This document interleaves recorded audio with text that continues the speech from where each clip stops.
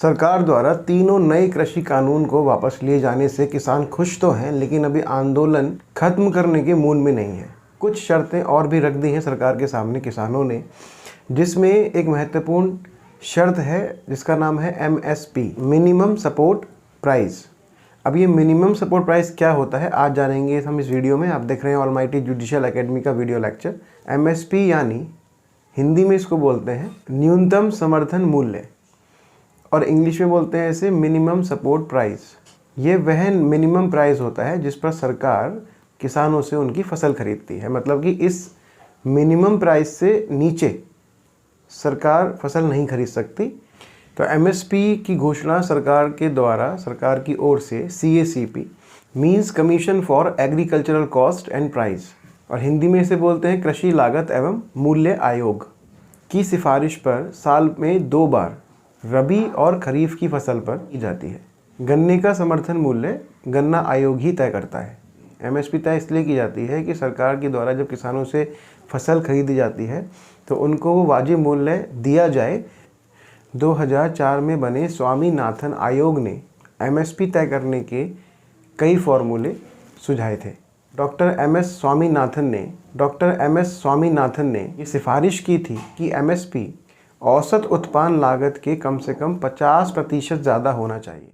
वर्ष 2018-19 के बजट में मोदी सरकार ने इस लागत को 1.5 गुना अधिक करने का फैसला लिया था। फिलहाल 23 फसलों पर MSP लागू होता है, जिसमें अनाज, दलहन, तिलहन और कॉमर्शियल फसलों को भी वो शामिल किया जाता है।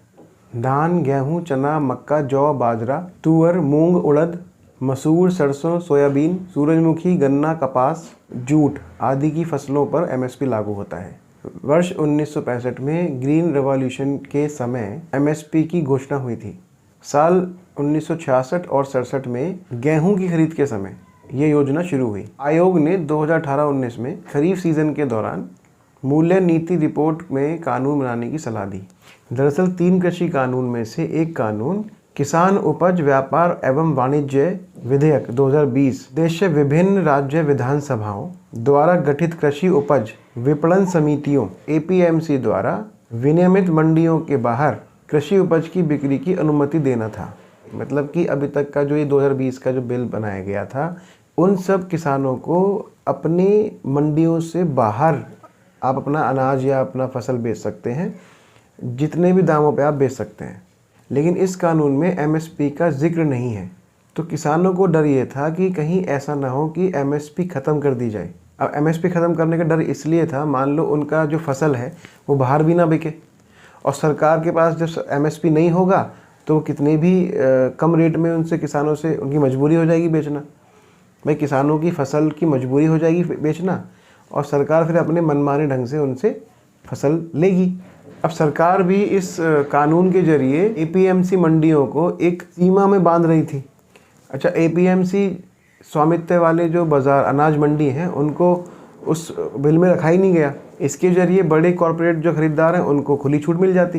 अब भले ही ये कानून वापस ले लिया हो, लेकिन किसान ये चाहते हैं कि जो MSP जो कि एक मिनिमम सपोर्ट प्राइस है, उसकी आप गारंटी दें कि वो आप ज़रूर अपने बिल में लाएंगे, और कन्वेंशनल फूड ग्रेन खरीद सिस्टम ख़त्म नहीं होगा।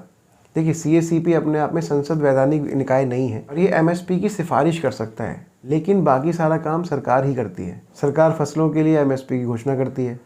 सरकार चाहे तो MSP पर खरीद कर सकती है, ऐसी कोई कानूनी मजबूरी नहीं है। राशन सिस्टम के तहत ज़रूरतमंद लोगों को सस्ती दरों पर अनाज मुहैया कराने के लिए सरकार किसानों से फसल की खरीद करती है।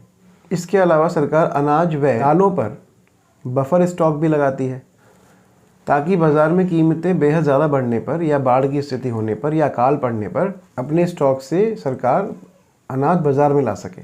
एक कमेटी गठित करने के लिए PM मोदी ने बोला है कि एक शून्य बजट आधारित देश की बदलती ज़रूरतों के अनुसार खेती के तौर तरीकों को बदलने और न्यूनतम समर्थन मूल्य को अधिक पारदर्शी और प्रभावी बनाने के लिए एक समिति गठित की जाएगी। इस समिति में केंद्र सरकार, राज्य सरकारें और किसानों के प्रतिनिधियों के साथ कृषि वैज्ञानिक और कृषि अर्थशास्त्री भी शामिल होंगे।